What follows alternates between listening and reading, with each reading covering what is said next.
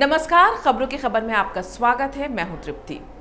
जिस CAA bill के खिलाफ देश भर के शांति प्रिय समुदाय ने आंदोलन के नाम पर देश भर में अराजकता फैलाई, जिस सीएए बिल के नाम पर मुसलमानों की नागरिकता जाने का झूठ फैलाया गया, जिस सीएए विरोधी आंदोलन ने दिल्ली में दंगे करा दिया और 53 लोगों की जान ले ली, जिस अराजक और आधारहीन आंदोलन को सिख समुदाय से लेकर वामपंथी, लिबरल, सेकुलर हिंदुओं और कांग्रेस जैसी विपक्षी पार्टियों ने सपोर्ट किया, अब उसी सीएए बिल का महत्व इनको समझ में आ रहा है। सीएए विरोधी आंदोलन को सपोर्ट करने वाली कांग्रेस पार्टी के नेता ही अब भारत सरकार से गुहार लगा रहे हैं कि अफगानिस्तान में तालिबान से सिखों और हिंदुओं को बचाकर भारत लाओ, वरना वो उन्हें मार डालेंगे। वहीं शनिवार को मुस्लिम कट्टरपंथियों ने बांग्लादेश में हिंदुओं के 15 मंदिरों को तोड़ दिया और 50 से ज्यादा हिंदू घरों पर हमला कर दिया। और कारण यह था कि वहां के हिंदू एक धार्मिक जुलूस निकालना चाहते थे और जिसका गांव के एक मौलवी ने विरोध किया था, जिसके बाद बांग्लादेश के कट्टरपंथी शांति दूतों ने हिंदुओं के मंदिरों और घरों पर हमला कर दिया। हालात यह है कि वहां हिंदू समुदाय डरा हुआ है और वहां के असुरक्षित हिंदू अल्पसंख्यकों को घर से बाहर निकलने में डर लग रहा है। वहीं 5 अगस्त को पाकिस्तान के पंजाब प्रांत में मुसलमानों की भीड़ ने हिंदुओं के मंदिर पर हमला कर दिया। वजह थी कि किसी हिंदू बच्चे ने कथित तौर पर मदरसे का अपमान कर दिया था। फिर क्या था, क्रूर कट्टर मुस्लिम दशकों से बने वहां के इस मंदिर में लाठी डंडे लेकर घुसे और मिनटों में पूरा मंदिर तोड़ डाला।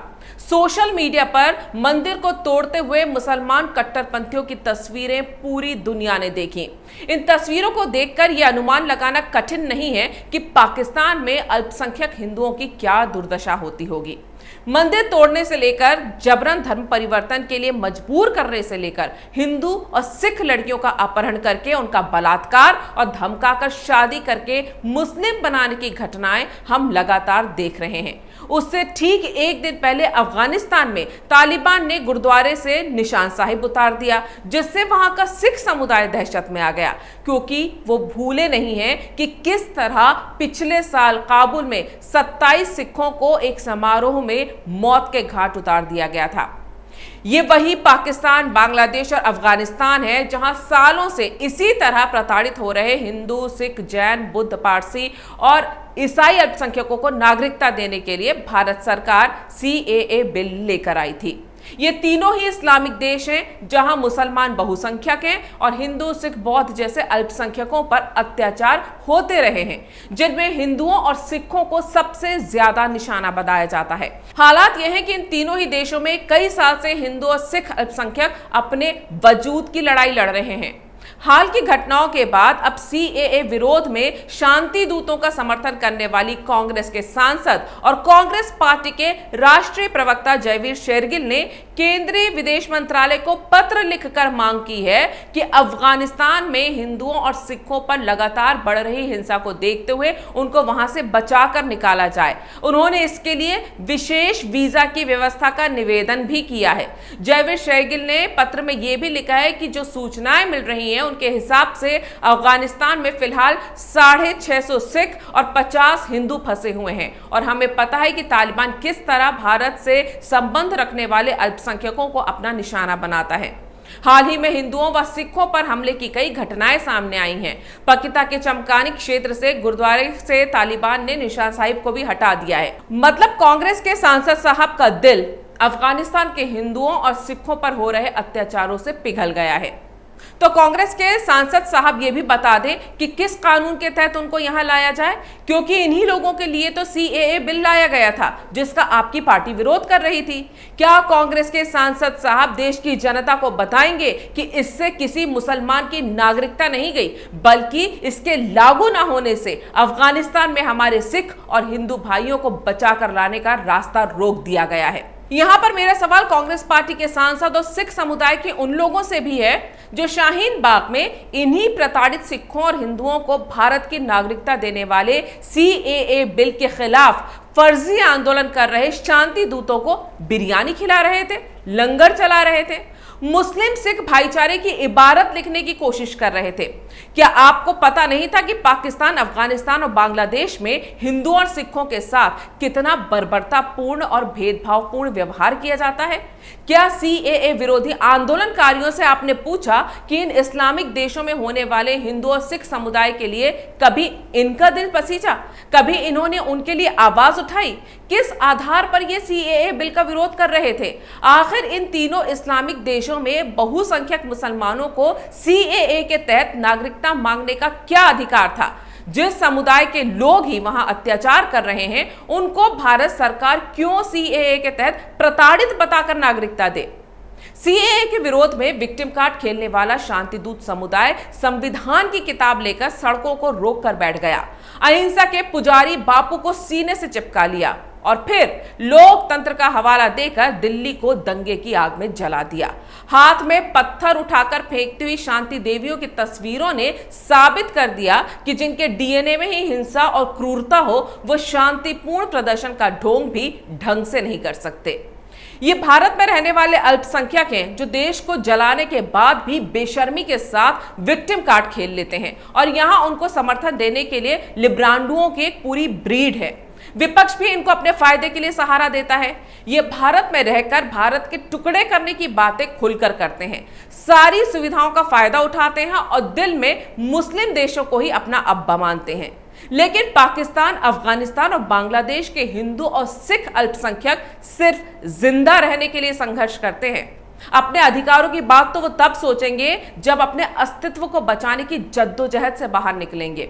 भारत के अल्पसंख्यक भले ना सोचें, लेकिन इस देश का एक बड़ा तबका इन इस्लामिक देशों के हिंदुओं और सिखों का दंश समझता है, क्योंकि भारत के अल्पसंख्यकों को राजनीतिक तौर पर इस्तेमाल करने वाले नेताओं की कृपा से अपने देश में रहने वाले बहुसंख्यक हिंदू समुदाय ने सब कुछ झेला है और अभी भी झेल रहा है।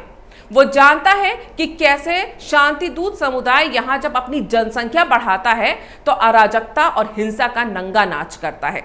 आज भी भारत जैसे हिंदू बहुसंख्यक देश में जब पश्चिम बंगाल में हिंदुओं की सरेआम हत्याएं होती हैं, महिलाओं के बलात्कार होते हैं और उन्हें अपने ही देश में, अपने ही गांव समाज से पलायन करना पड़ता है, तो देश के बहुसंख्यक हिंदू समाज को इस्लामिक देशों में रह रहे हिंदुओं और सिखों का दर्द समझ में आता है।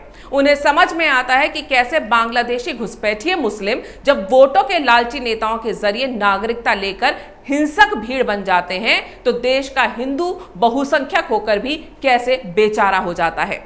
आज भी जब वो सुनता है कि कैसे कश्मीरी हिंदुओं को अपने ही राज्य से रातों रात जान बचाकर भागना पड़ा था, तो उसे पाकिस्तान के प्रताड़ित हिंदुओं और सिखों का दर्द समझ में आता है। जब भारत जैसे लोकतांत्रिक और सेकुलर देश में ये आतंक फैला सकते हैं, तो वो समझ सकते हैं कि इस्लामिक देशों में रहने वाले हिंदुओं और सिखों का दर्द क्या होता होगा।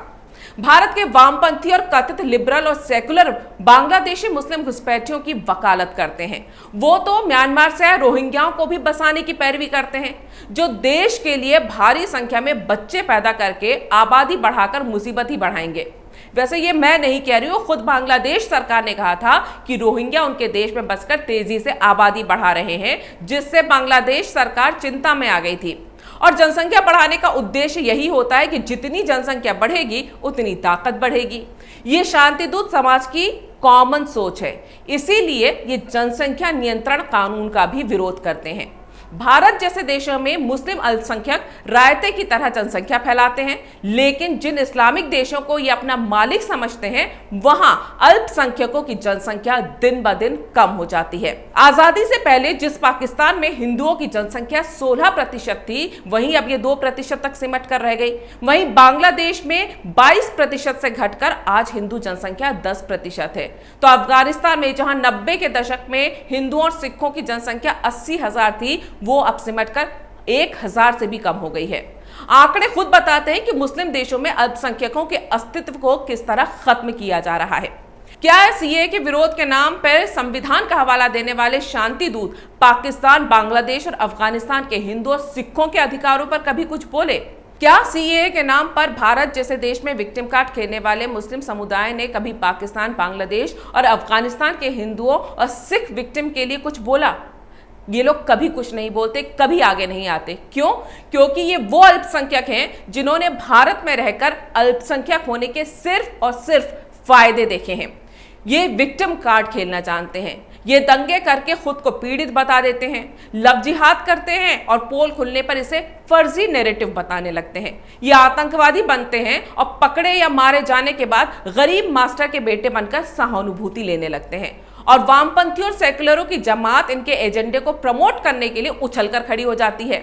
सीएए विरोध के नाम पर भी इन्होंने यही किया। बिल अटका पड़ा है, लेकिन पाकिस्तान, बांग्लादेश और अफगानिस्तान में हिंदुओं और सिखों पर अत्याचार नहीं रुका है। इसलिए अगली बार ये सीएए के विरोध में बोले तो मानकर चलिए कि ये भारत में रहकर भी इस्लामिक देशों में हिंदुओं और सिखों पर हो रहे अत्याचार का समर्थन कर रहे हैं। अगर आपको ये वीडियो पसंद आया है तो इसे लाइक करें, शेयर करें और कैपिटल टीवी को सब्सक्राइब करें।